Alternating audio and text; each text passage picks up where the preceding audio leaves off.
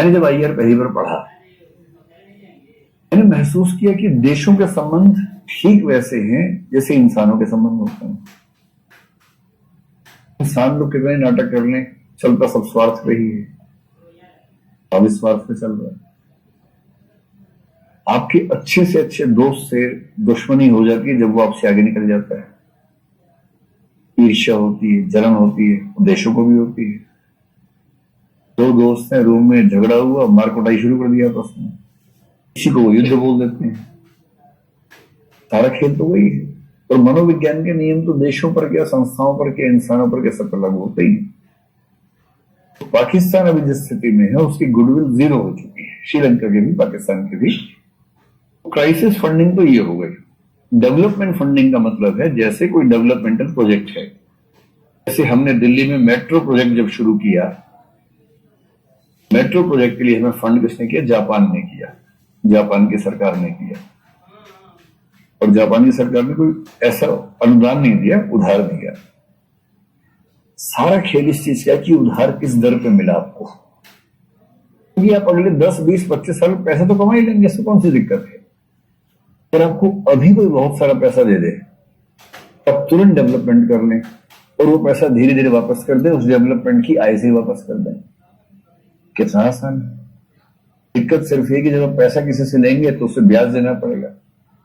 ब्याज की दरें कई बार इतनी ज्यादा होती है कि झेलना मुश्किल हो जाता है। आजकल भारत में जो ब्याज की दरें हैं वो हाउसिंग लोन पे 8-9% के आसपास एनुअल चलते हैं। तो 8-9% कहने का होता है मजे पूरे लेते हो। जैसे आपने 1 लाख रुपए का लोन लिया, 9% ब्याज है, मोटी सी बात है कि 1 साल में 9,000 रुपए होंगे। जब कटेगा आपका हर महीने लोन, उसमें जो कटता है उसका 90% से ऊपर ब्याज होता है। सिर्फ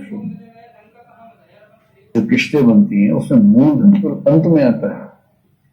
शुरू में तो बात क्या होता है, 95% ब्याज, 5% मूल। जो पैसा आपने दिया उस पैसे का 5% है। इसलिए अगर 20 साल का लोन है, 10 साल तक लोन चुकाएंगे तो भी आप पाएंगे कि जो 1 लाख का लोन लिया था या 1 करोड़ का लोन लिया था, उसमें से मुश्किल से 20-25 लाख खत्म हुआ, कि आधी मियाद पूरी हो चुकी है।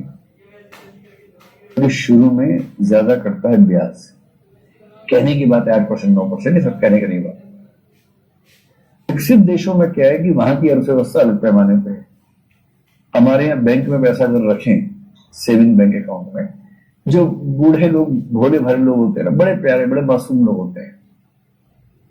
पैसा कमाया, सैलरी मिली, 1 लाख बचा लिया, बैंक अकाउंट में डाल दिया, सेविंग अकाउंट में। पूछा मैनेजर से, भैया कितना इंटरेस्ट मिलेगा? उसने 3.5%। बूढ़े आदमी तो 4% आपका, और मजे करो।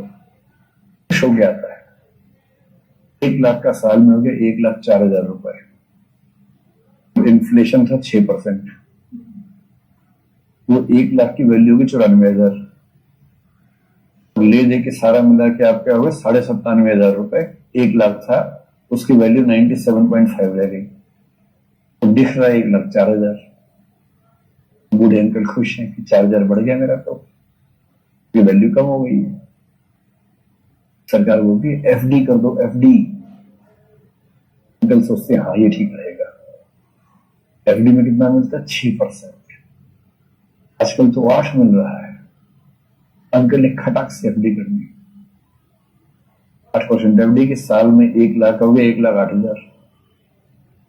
निकालने का तो बैंक ने कहा इस 8,000 की आय पे 30% इनकम टैक्स लगेगा। बोले अच्छा, तो 2,400 रुपए चले गए, बचे 5,600। तो 1,05,600 और इन्फ्लेशन 6% था, तो आपका 1,99,800 रुपए बचा एफडी के बाद। लोग सोचते हैं फायदा क्या इस सब का यार, ये बैंक में क्यों खोल रखे आपने?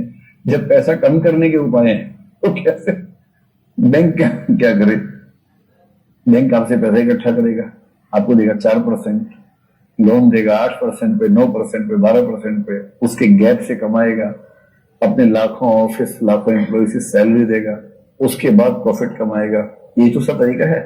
विकसित देशों में हालत पता क्या है? बैंक में आप पैसे जमा करेंगे, वहां इंटरेस्ट नहीं मिलता। किसी किसी देश में हालत यह कि आपको पैसा देना पड़ता रखने के लिए, इंटरेस्ट तो भूल ही जाइए, क्योंकि उन देशों के पास पूंजी निर्माण इतना है कि कैश ओवरफ्लो होता है कई बार। आजकल छोड़ दें, इस समय तो इंटरेस्ट मिल रहा है अमेरिका वगैरह में, तो वरना अमेरिका में सेविंग अकाउंट में बैंक में कितना इंटरेस्ट मिलता है? 0.5%, 2.5% साल का। 1 लाख दिया, साल के बाद 1,05,000 रुपए लेके आ गए। तो इन्फ्लेशन 5-6% चलता है, इन्फ्लेशन ज्यादा नहीं होता वैसे, बात 2-3%। इसलिए विकसित देशों में क्या होता है कि पैसा बहुत जाता है, इंटरेस्ट मिलता नहीं जरा सा भी। वो चाहते हैं कि डेवलपमेंट फंडिंग के नाम पे अपना पैसा बाहर देके कुछ ज्यादा इंटरेस्ट ले लें। यहां वाले 8%, 6% से परेशान रहते हैं। जापान से भारत ने लंबी अवधि के लिए बहुत ह्यूज लोन लिया और इंटरेस्ट रेट कितनी थी? 1% के आसपास। उन्हें कोई एहसान नहीं किया, उनके वैसे भी रेट चलती है। हम पे एहसान हो गया, हमें इतना सारा पैसा मिल गया, और बाकी तो मेट्रो से कमाई लेते हैं, टिकट विकट बेचते हैं, पैसा कमाते हैं, उससे हम चुका देते हैं, उसको कोई दिक्कत है। इस तरह की जो फंडिंग है उसको बोलते हैं डेवलपमेंट फंडिंग। आमतौर पर वर्ल्ड बैंक ऐसे काम करता है बहुत सारे देशों में। कोई भी प्रोजेक्ट अगर ऐसा होगा तो उसके लिए फंडिंग मिलती है, ठीक ठाक मिल जाती है, ये चीज है।